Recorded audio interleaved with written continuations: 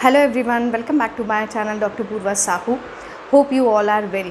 So student, आज का जो मेरा टॉपिक है वो है एंजाइम, जो कि बेसिकली 11th क्लास के चैप्टर बायोमोलिक्यूल से रिलेटेड है, जिसमें आज हम लोग पढ़ेंगे कि एंजाइम का क्या रोल होता है किसी केमिकल रिएक्शन में. ठीक है. So what do you understand by this enzyme word. So enzyme basically बच्चों क्या है कि एंजाइम जो होते हैं basically they work as a biocatalyst. ठीक है. हम लोग केमिस्ट्री में वर्ड पढ़ते हैं कैटलिस्ट. तो कैटलिस्ट बेसिकली वो केमिकल सब्सटेंसेस होते हैं जो किसी रिएक्शन में पार्टिसिपेट नहीं करते, यानी मतलब रिएक्टेंट. अगर मैं केमिकल रिएक्शन यहाँ पे आप लोगों को समझाऊँ तो जैसे सपोज करो ये ए है, ये बी है, ये रिएक्टेंट है, आपस में एक दूसरे से रिएक्शन करके सी एंड डी बना रहे हैं. ठीक है. तो ये हो गए आपके रिएक्टेंट्स और ये हो गए आपके प्रोडक्ट.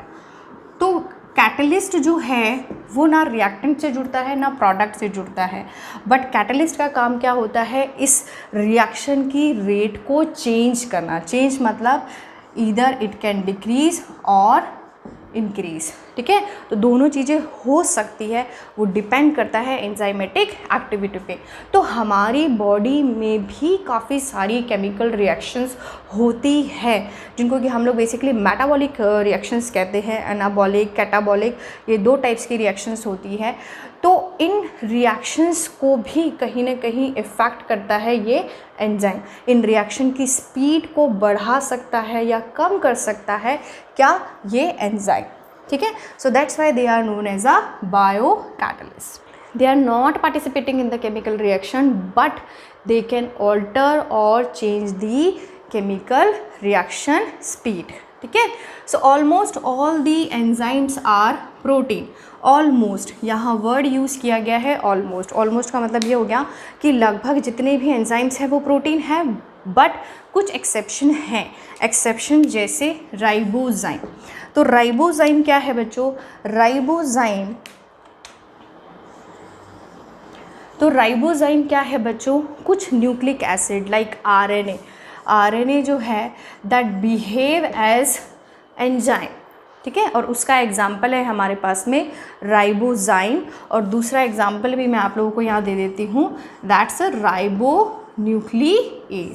तो राइबोन्यूक्लिएज और राइबोजाइम जो है वो बेसिकली प्रोटीन नहीं है, they are basically RNA. RNA is what, ribonucleic acid, but they are acting as an enzyme.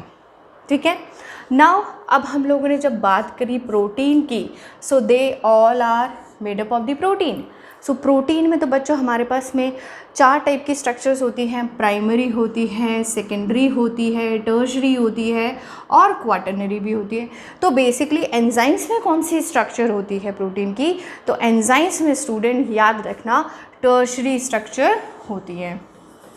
Tertiary structure के बारे में एनसीईआरटी आपको बताती है that backbone of the protein chain folds upon itself, the chain crisscross itself and pockets are formed. तो ये जो tertiary structure होती है ये क्यों इम्पॉर्टेंट होती है, बिकॉज इस स्ट्रक्चर में पॉकेट्स का फॉर्मेशन होता है. ये स्ट्रक्चर कुछ इस तरह से होती है यहाँ पे, और ये अपने ऊपर ही इस तरह से लूप सी बना लेती है, अपने आप को ही क्रॉस सी कर जाती है. तो क्रिस क्रॉस बनते हैं और वहीं पे ही बेसिकली पॉकेट का फॉर्मेशन होता है. और ये पॉकेट जो होती है बच्चों, ये पॉकेट एक एक्टिव साइट होती है. ये एंजाइम की एक एक्टिव साइट होती है, क्योंकि इसी एक्टिव साइट से कोई सबस्ट्रेट जुड़ता है. ठीक है. आगे आप लोगों को बात समझ में. तो प्रोटीन क्या हो गए, प्रोटीन हो गए बेसिकली. प्रोटीन में भी कौन सा स्ट्रक्चर है इनका, टर्शरी स्ट्रक्चर है. क्यों, क्योंकि टर्शरी स्ट्रक्चर जो है उसमें जो चेन होती है वो अपने ऊपर फोल्ड करती है, क्रिस क्रॉस वहाँ पे बनता है, and then there will be formation of pocket और क्रिविसेस, यानी कोई गड्ढा, कोई जगह वहाँ पे ऐसी बन जाती है जहाँ से कि सबस्ट्रेट जुड़ सकता है. अब आप पूछोगे सबस्ट्रेट क्या होता है, तो सबस्ट्रेट बेसिकली वो केमिकल सब्सटेंस होता है जिससे कि फर्दर प्रोडक्ट बनता है. यानी मैं बोलूँ इसको, ये कोई रिएक्टेंट होता है जिसमें कि चेंज होता है, चेंजेस होते हैं और फर्दर फॉर्मेशन होता है प्रोडक्ट का. ठीक है। तो इसमें चेंजेस तभी होंगे तब जब ये एंजाइम से जुड़ेगा, ठीक है। तो एंजाइम की पर्टिकुलर कौन सी साइट से जुड़ता है, तो एंजाइम की पर्टिकुलर एक्टिव साइट से ये सबस्ट्रेट जुड़ता है। आ गई आपको बात समझ में, ठीक है। अब हमारे पास में ऐसा नहीं है कि बॉडी के अंदर ही केमिकल रिएक्शन हो रही है, बॉडी के बाहर भी लेबोरेटरी में भी नंबर ऑफ़ केमिकल रिएक्शंस होती हैं, वहाँ पे भी हम लोग कैटलिस्ट काम में लेते हैं और उनको हम लोग इनऑर्गेनिक कैटलिस्ट कहते हैं।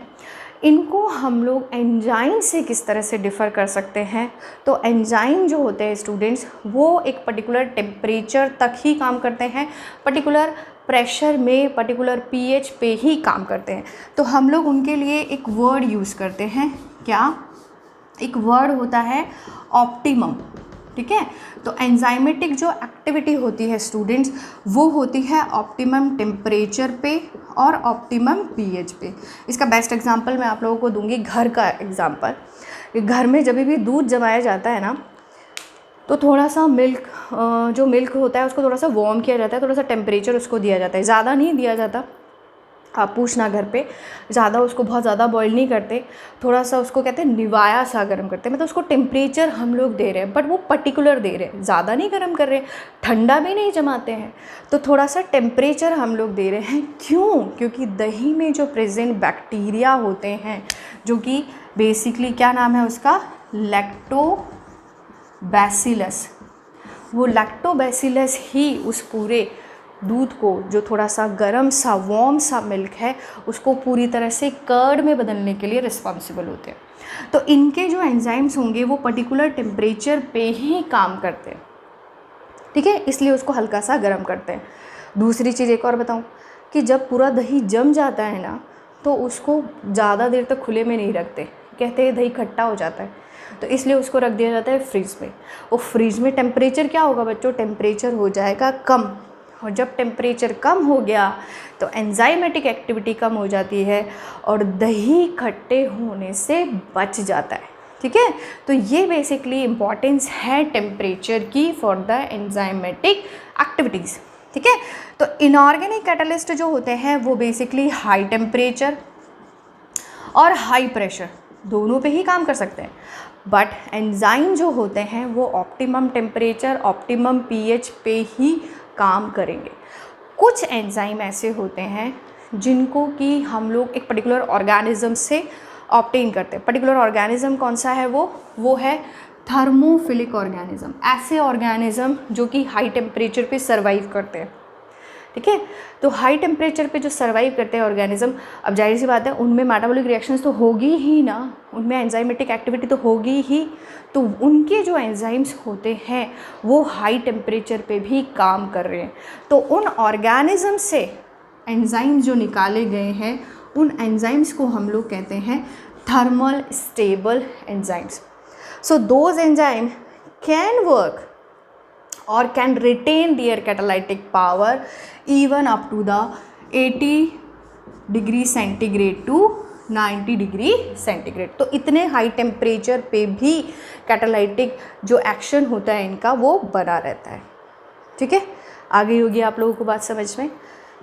नेक्स्ट हम लोग बात करते हैं रेट की, कि रेट को हम लोग कैसे डिफाइन करते हैं, बिकॉज छोटी छोटी टर्म्स ही होती हैं एनसीईआरटी में दी हुई। तो रेट बेसिकली डिफाइन होती है, the rate of physical or the chemical process is delta P upon delta T. So amount of product divide by time। जाहिर सी बात है रेट अगर हम लोग डिफाइन कर रहे हैं तो कितना प्रोडक्ट बना और कितने टाइम में बना, खुद सोचिए। टाइम अगर कम है, कम टाइम में प्रोडक्ट ज़्यादा बन गया तो रेट ज़्यादा हो जाएगी, है ना, और टाइम ज़्यादा लग रहा है तो रेट क्या हो जाएगी, कम हो जाएगी। रूल ऑफ थंब, इसकी हम लोग बात करते हैं। रूल ऑफ थंब क्या कहता है कि 10 degree centigrade, every 10 degree centigrade change can change the rate, ठीक है। अगर हम लोग टेम्परेचर बढ़ाते हैं 10 डिग्री सेंटीग्रेड तो रेट डबल हो जाएगी, और अगर हम लोग 10 डिग्री सेंटीग्रेड टेम्परेचर घटाते हैं स्टूडेंट्स, अगर उसको डिक्रीज़ कर रहे हैं तो रेट जो हो जाएगी वो हाफ हो जाएगी, ठीक है. So that's a rule of thumb. The rate doubles और decreases by half for every 10 degree centigrade change in either direction. Either direction का मतलब ये समझिए, जैसे यहाँ पे एक एग्जांपल आप लोगों को दे रखा है, कार्बन डाइऑक्साइड एंड वाटर है, ठीक है, दोनों मिलके बना रहे हैं हमारे पास में कार्बोनिक एसिड, जो कि एक वीक एसिड होता है.